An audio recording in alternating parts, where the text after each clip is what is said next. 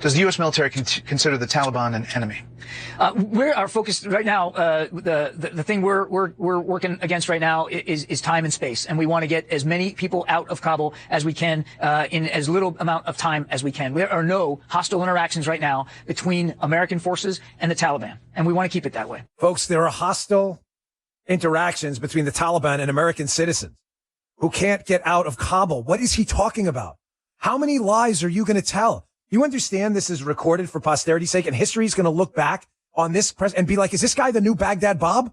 To the Orphic people, Cronus was the primordial god of time. He was also a serpent with 3 heads, the head of a man, a bull, and a lion. Saturn's the abyss, or Doth, on the Kemetic Tree of Life tradition, because Khorazan, the dweller of the abyss, also known as the chaotic serpent, known as Goril, the rainbow serpent, and Apep, or Apep, or Apopus. You know what I'm saying? That's dealing with Saturn energy too. And Saturn's dealing with chaos. And the rank for Saturn is knights. You know what I'm saying? A knight is actually a black person, but when he wore the suit, he was a knight in the suit of armor. You know what I'm saying? And, you know, the Knights Templars are actually the Moors. Type in the Moors. You know what I'm saying? So if some of y'all that don't buy into anything I say, do the research yourself. So, another thing is that the witch that rides on the broom, okay, that's dealing with the phallus.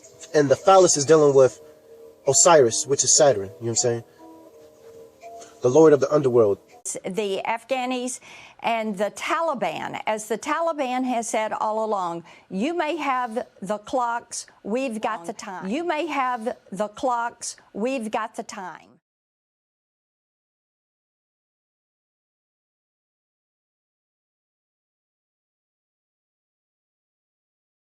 So they have worked this through, planning an exit strategy for us, how they would re-enter. They have worked with China to get political and economic support. And the plan that President Trump and Secretary Pompeo had was the right way to do this. So to see 20 years of gains go away, I am just heartbroken for the Afghani people, the Gold Star families, The occult initiates of the Middle Ages, Mary Magdalene, through her redemption from sin and her unique knowledge of the risen Christ, was regarded as a medium of secret revelation. And those initiates had chosen the planet Venus as her symbol in the cosmos. A saint and a star. The connection between them could only be fanciful, subjective, close to fairy tale. I could find no connection that seemed valid to me until I realized that I had to stop imposing modern attitudes on the thinking of those involved in this mystery. To come to terms with it, to begin to understand, I had to look at their beliefs, their interpretations, in their way, and not in ours. And the time-shrouded belief in some relationship between the two orders remains as one of the more durable legends of Freemasonry. That is entirely appropriate, because all of the various theories of the origins of Freemasonry are legendary. Not one of them is supported by any universally accepted evidence. Here I break from reading from the introduction of the book and interject a comment here. There was never any universally accepted evidence until you hear what you're going to hear tonight, produced by John Galt, an agent of the Citizens Agency for Joint Intelligence. The connection, dear listeners, is in the genealogy of the families of the elite. You are going to be amazed, and now I continue from the introduction to Born in Blood. We are hearing from some of them. We know that the sacrifice there has given us a period where we were not hearing about ISIS attacks and beheadings on the news every night. The steps that Secretary Pompeo and President Trump made were able to send that message: if you cross us, there is a price to pay. But Joe Biden is weak, and they are not fearing him. I think it is of concern when you hear him say that the exit is proceeding as planned. Seeing those choppers going into the embassy this morning, that is something that is upsetting. Secretary Blinken, I think a couple of weeks ago, said that having China in Afghanistan could be a positive. Maria, this is weak leadership. The 16th century saw the rise of a very powerful society. based upon a secret cult in the mountains of Afghanistan, the Roshaniya, or the Illuminated Ones. References to the existence of this mystical fraternity exist from the time of the House of Wisdom at Cairo several hundred years before. In fact, the Roshaniya are just a later emergence of the old cult of the Assassins. It seems likely that small branches were founded in various parts of the Near and Middle East, which would account for the special usage of the names of the 8 degrees of initiation among them. The earliest figure named in the history of the cult is one Bayezid Ansari of Afghanistan, whose family claimed descent from the Ansar, the helpers who assisted Muhammad after his flight from Mecca nearly 1400 years ago. As a reward for this service, he stated his ancestors had been granted initiation into the mysteries of the Ishmaelite religion, the secret inner training which dated from Abraham's rebuilding of the temple at Mecca, the mystical Haram, to the Assassins, through the Roshaniya, and into Europe via the Knights Templar. Bayezid's own father, however, was known to be as narrowly conventional as anyone in the country, and one account of the rapid rise of the sect has it that Bayezid, after a period of preparation for the normal priesthood, was converted to his strange doctrine by a missionary from the Ismailis, the sectarians holding a secret doctrine supposedly handed down in the family of the Prophet, who maintained hidden lodges throughout the world of Islam, and also claimed, after the Crusades, to have penetrated with their ideas even Spain, Germany, France, and parts of Britain. However this may be, the Illuminated Ones soon became more than a headache for the governors of Afghanistan, the Mughal rulers of India, and their Persian neighbors. Not far from Peshawar, which is now in the northwest of Pakistan, Bayezid set up a small school, where he carefully coached those who had been initiated by him in the knowledge of the supernatural that he claimed. A period of probation was expected from each candidate, during which he would go into periods of concealment or meditation, known as kilawat, or silence. During this time, he was to receive the illumination, which was emanated from the Supreme Being, who desired a class of perfect men and women to carry out the organization and direction of the world. Bayezid collected in this way, over a period of 3 years, about 50 staunch disciples, whom he had trained in obedience and to whom, so we are told, he had shown a way whereby they could liberate their inner powers. Well, this meant that they were ready to follow his further instructions. These orders, according to what his opponents say, were that the whole sect would now become bandits, to prey upon the rest of the world, and all those who could not identify themselves by their secret sign were their legal and lawful prey. Little information is available from the other side, but 3 letters said to have been written from one branch to another contain in outline a plan to reshape the entire social system of the world, first taking control of individual countries one by one. And where have we heard that before? News just coming across the wire. At 1:30 a.m. local time in Iran, U.S. F-15 and F-16 fighter jets struck at militia compounds across the country. Now, some of you will understand the significance of 1:30 a.m. and what that means. We have hit back, and we have hit back with force. We own the night. For do such sects not endure there until this very day? Well, this is not to say that the Templars were guilty of the practices which formed the substance of the confessions later to be wrung from them by barbaric torture, which we will examine in due course.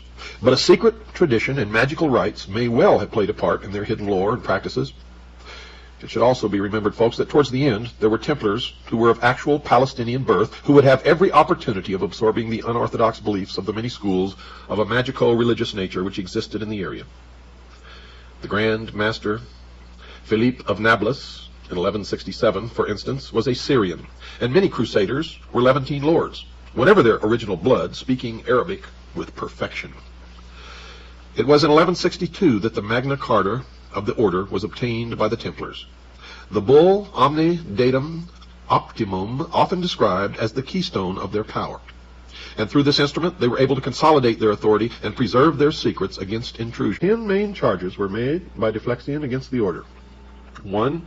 Each Templar, on his admission, swore never to quit the order and to further its interest by right or wrong. 2. The heads of the order are in secret alliance with the Saracens, and they have more of Mohammedan infidelity than Christian faith. and proof of the latter includes that they make every novice spit upon the cross and trample upon it and blaspheme the faith of Christ in various ways. 3. The heads of the order are heretical, cruel, and sacrilegious men. Whenever any novice, on discovering the iniquity of the order, tries to leave it, they kill him and bury the body secretly by night. They teach women who are pregnant by them how to procure abortion and secretly murder such newborn children. 4. They are infected with the errors of the Fraticelli. They despise the Pope and the authority of the Church. They scorn the sacraments, especially those of penance and confession. They pretend to comply with the rites of the Church simply to avoid detection. 5. The superiors are addicted to the most infamous excesses of debauchery. If anyone expresses his repugnance to this, he is punished by perpetual captivity. 6. The temple houses are the receptacle of every crime and abomination that can be committed. 7. The order works to put the Holy Land into the hands of the Saracens and favors them more than the Christians. 8. The master is installed in secret, and few of the younger brethren are present at this ceremony.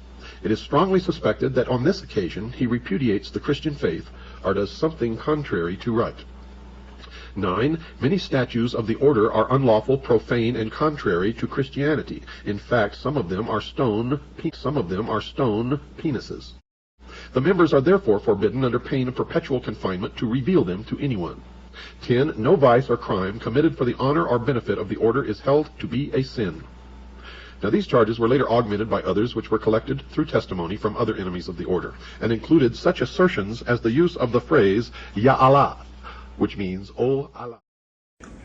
Ladies and gentlemen, the very word secrecy is repugnant in a free and open society, and we are as a people inherently and historically opposed to secret societies, to secret oaths, and to secret proceedings. We decided long ago that the dangers of excessive and unwarranted concealment of pertinent facts far outweighed the dangers which are cited to justify it. Even today, there is little value in opposing the threat of a closed society by imitating its arbitrary restrictions. Even today, there is little value in ensuring the survival of our nation if our traditions do not survive with it. And there is very grave danger that an announced need for increased security will be seized upon by those anxious to expand its meaning to the very limits of official censorship and concealment. That I do not intend to permit to the extent that it's in my control. And no official of my administration, whether his rank is high or low, civilian or military, should interpret my words here tonight as an excuse to censor the news, to stifle dissent, to cover up our mistakes, or to withhold from the press and the public the facts they deserve to know. For we are opposed around the world by a monolithic and ruthless conspiracy that relies primarily on covert means for expanding its sphere of influence, on infiltration instead of invasion, on subversion instead of elections, on intimidation instead of free choice, on guerrillas by night instead of armies by day. It is a system which has conscripted vast human and material resources into the building of a tightly knit, highly efficient machine that combines military, diplomatic, intelligence, economic, scientific, and political operations. Its preparations are concealed, not published. Its mistakes are buried, not headlined. Its dissenters are silenced, not praised. No expenditure is questioned, no rumor is printed, no secret is revealed. No president should fear public scrutiny of his program, for from that scrutiny comes understanding, and from that understanding comes support and the adoration of an idol called the head of Baphomet. In fact, the head of Baphomet was not an idol that they worshipped, but represented the receptacle of the intelligence, or the seat of intelligence, the brain. The light, Lucifer, the gift of intellect, primordial knowing, and that is what really the object of veneration was. Philip and his advisors prepared in great secrecy for the descent upon this powerful organization, the Knights Templar, and on the 12th of September, 1307, sealed letters were sent to all the governors and royal officers throughout France, instructing them to arm themselves on the 12th of the next month and open the sealed orders, and to act upon them forthwith by the morning of Friday, October the 13th. And on that date, almost every Templar in France was in the hands of the king's men. And thus was born the legend that Friday the 13th is an unlucky day. And notice that it was October Friday the 13th, the very first October surprise. Come into focus. And my friends, I hope you are prepared for a shock news cycle. Something that you will probably have to shield your children from. There's up to 15,000 Americans still in Afghanistan. They can't get to the airport, in Kabul at least, because scared Afghan citizens are blocking the roads. The Taliban has set up checkpoints, and there is a concern that the Taliban is going to start executing, well, let's just say more people, because they've already been doing it. Apparently, they're going after journalists now. And I know a lot of people joke about journalists being bad people and, but come on, like the people on the ground reporting in Afghanistan are not the same as the woke rage bait cultists that live in New York City. A lot of these people may be Afghan citizens who are legitimately filming videos and getting us information. And the reason why I'm going to defend the journalists on the ground in Afghanistan is, for one, there's a big difference, like I said, between conflict reporters and between rage bait garbage trash in New York City. But the other issue is, we would not know about what was going on there because the Biden administration seems to have collapsed. Mark Milley now, according to one report from Jack Posobiec, may be on the verge of resigning amid the chaos. Where's Kamala Harris? Biden's just on TV lying and Jen Psaki's on vacation. The chief of staff apparently won't be giving an interview, and the only reason we know anything about what's happening is because there are journalists on the ground. Being forced to cover up. Not a word from Kamala Harris after she went nuts on Brett Kavanaugh. She claims that she is a champion of women. Obviously not. And then there's this. The Biden State Department moved in June to cancel a program which oversaw the protection and evacuation of American citizens stationed overseas in the case of an emergency, just as the Taliban was taking over Afghanistan. So they moved in June to do this. I mean, yesterday President Trump joined me, and he basically said, how do you move the military out before getting all Americans off the ground? Your thoughts on what plan out of Afghanistan for Americans is by plane. That is it. And we forfeited the runway the planes use because Biden is an idiot. Now, another source. People are feeding me stuff left and right. I'm hearing some really deeply troubling information. The first, the Taliban has taken over a fleet of our Black Hawk helicopters. Now, by the way, it's been covered, you can see by Tom Pyman in the Daily Mail, who calls it Air Taliban. Fighter sees a $6 million U.S. Black Hawk helicopters alongside tons of American equipment. This story will be in my newsletter today, Bongino.com/newsletter. Please read it. You can see the pictures. From what I'm hearing, it's not just one Black Hawk. It's a lot. Now, I've seen some commentary online. It is inaccurate. Some of the commentary on social media, I've been putting this show together. I haven't stopped show prep for 2 days now. I've been at it all day trying to get you the latest and greatest from sources and combining what I see in social media and in the news. Some of them are saying, don't worry, these Black Hawks, it's not a big deal because the Taliban doesn't have any experience. Look, they can't even lift weights. They said, no worries. They don't know how to fly these helicopters. That's not what I'm hearing from my sources. My sources are saying, yeah, they may not be able to fly the helicopters, but they have the biometric database. What does one have to do with the other? The Taliban took possession of the biometric database we use to identify Afghan citizens. Fingerprints, retinal scans, facial ID. Biometric database we use to identify Afghan citizens. Fingerprints, retinal scans, facial ID. The Taliban knows who the pilots are that we trained. How do you think it's going to feel when those pilots are identified, when they go door to door in Kabul and elsewhere, find out who the pilots for these helicopters and planes are, and tell them, yeah, we'll kill your kids if you don't fly these for us. You think they're going to say no? Folks, there is so much bad information out there right now on social media. It's disturbing. They will find the pilots. And if not, people from the Pakistani ISI or others, people who are supporting these Taliban and have, will find a way to get them trained. The Taliban has an air force right now.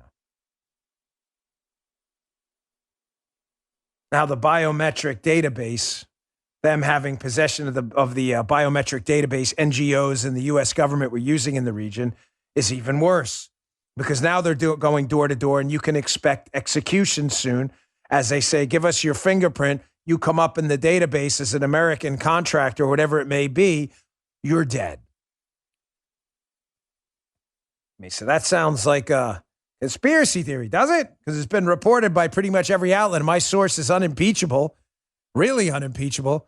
The people the source knows on the ground, this is going to be a mass extermination soon. Here's Jennifer Griffin from Fox News reporting on exactly that the Taliban is going door to door looking for people. She doesn't mention the biometric database, but I'm telling you, it's happening. Check this out. I've just received a very credible firsthand report from those on the ground in Kabul saying that the Taliban are going door to door looking for those who had worked with, had fought alongside the Americans, and they are looking already for retribution. There are terrified people cowering their houses, trying to destroy any evidence that they had worked with the Americans.